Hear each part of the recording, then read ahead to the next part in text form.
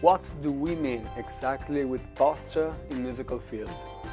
We mean the physical connection between the musician and his instrument. So today I talk about the posture on the snare drum, a concept that can be transferred to all the other percussion instruments.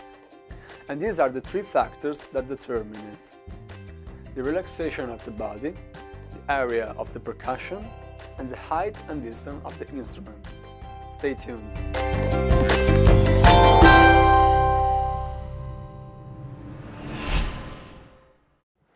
It may seem banal, but I'll tell you anyway.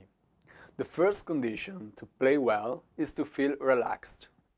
It's a very simple but very important concept, and I even attended 3 or 4 specific courses at the conservatory to learn how to feel relaxed.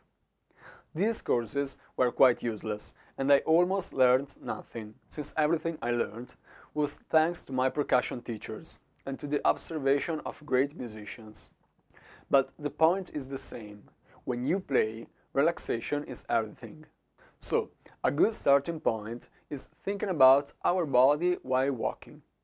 Arms relaxed and head up. If we play while we are sitting down, the concept is the same. But in addition to what I've just said, we have to pay attention to 2 more things. First of all, the chair, that must be without arms, don't have to be too high nor too low, and secondly, you have to be seated on the initial part of the chair.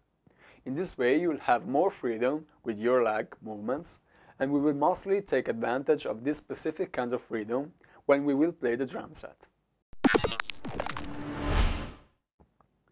The second factor that determines the good posture is the area of percussion. With area of percussion, I mean the point where we hit the drum head with our drumsticks. I've decided to talk about this topic inside this lesson because it's a factor connected to what I'll explain later, and that is the distance from the snare drum. A lot of people think that the snare drum must be hit in the middle of the drum head. Actually, a snare drum can be played in many ways and areas, but the typical sound, rich of overtones, results by playing slightly off center. This is due to physical quality common to every drum, which have in the central part of the drum head the minor resonant sound. In other words, it's the dead zone. So it's a good thing play in the central part of the snare drum only if we want to obtain a very definite and clear sound. Finally, it's important to point out another factor which is usually ignored: the snare's position. Not even in this case we can talk about a correct or an incorrect position, but it's good to know that if the snares are perpendicular to our body and we play above them, obviously in the butterhead, we'd have a clearer sound than when we play out of the snares. Useless words? Just try to play Bolero's Ravel pianissimo in the border of the snare drum out of the snares and listen.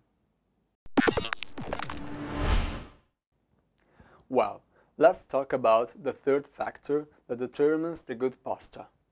It's really important to understand that it's the instrument that has to be adjusted depending on the height of the musician, and not the opposite, to guarantee the maintenance of the relaxed condition that I've introduced before. For this reason, it's very important to buy a pad or a snare drum with his specific support, adjustable in height. Having said that, to determine the correct height, try to follow these points. Start from a relaxed position. Your arms fall in a natural way, all along your body. Bend your arms until they are more or less parallel to the ground. Relax your wrists and let your fingers naturally fall down. Adjust the height of your instrument to ensure that your fingers touch the surface. Done? Okay, we have almost finished. Let me say the last 2 things about the distance you have to respect with the snare drum.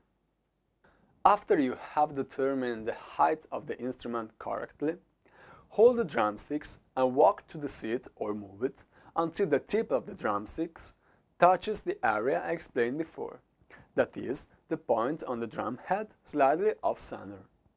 Try not to move your arms up and down while going near the instrument. Well, can we start playing now? Just have a little more patience, because we are playing very soon as I talk you about the topic I'll introduce in the third video of this series, how to hold the drumsticks. Don't forget to watch the previous one, where I talked all the things you need to start studying percussion instruments. I suggest you to pay attention to your posture, because it's a fundamental aspect if you want to play well and don't hurt yourself in the course of time. Look at yourself sometimes, record yourself, use a mirror, let the teacher guide you and look at you to correct a wrong position. Another time, trust me. And as always, ask me whatever you want in the comments. Click the link below to subscribe to my newsletter and my YouTube channel to follow the next lessons. Bye!